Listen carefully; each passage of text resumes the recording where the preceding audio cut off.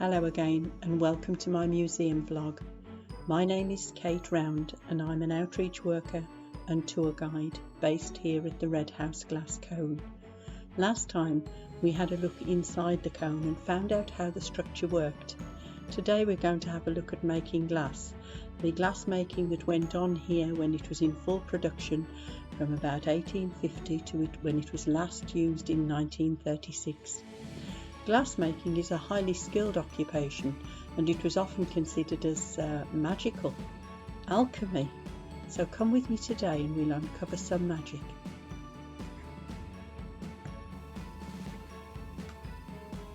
The glassmaker's chair where the head of the team worked the glass. He was also known as the gaffer, and the pot or the crucible, which was filled with the local resources, the ingredients of sand, soda or potash, calcium from the limestone required to make fine lead crystal. That also required red lead, lead oxide, a highly toxic substance.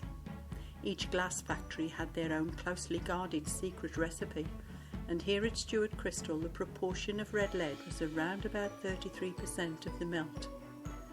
Glassmakers had their own tools, which they used like extensions to their hands. The ingredients or materials in the pots are fused by the heat of the furnace at up to 1700 degrees Celsius to ensure an homogeneous melt with no air bubbles. The glassmaker's assistant, known as the servitor, takes a gather of glass using a blowing iron. This is a long metal straw. The irons are about 5 feet long. Any shorter and heat transfer would burn their hands. After the first blow to inflate the gather, it is shaped by rolling it on a cold marble slab called a marva.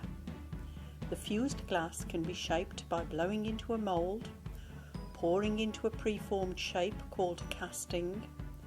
Here tableware was made with free-blown glass blown to shape, helped by homemade wooden tools and hand-shaped with wet newsprint. The glass floats on a cushion of steam and is shaped by the pressure from the glassmaker's hands. Here our glassmaker is working on a jug. He shapes the base using the flat handles on a tool called jacks. It's then ready to attach to a punty or bridging iron. The jug can then be cracked off the blowing iron, allowing the mouth of the jug and the spout to be fashioned.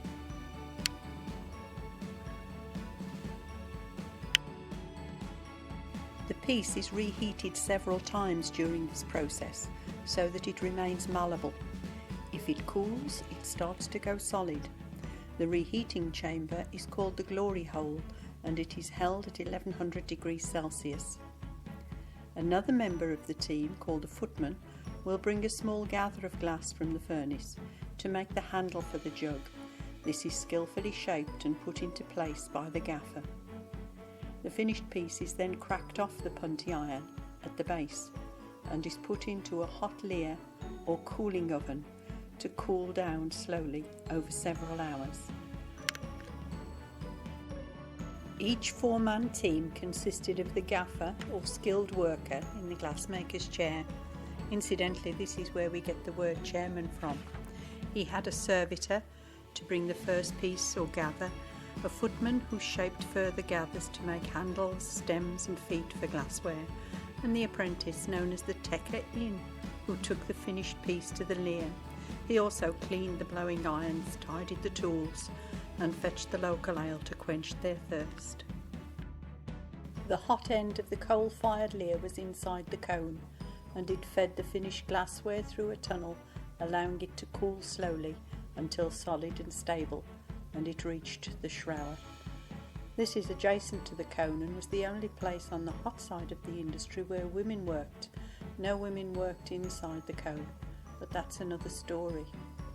The shrower is where the cold glassware was inspected for quality, washed and packed in baskets to be carried to the decorating shops, where the cold decoration was applied. This was a busy environment.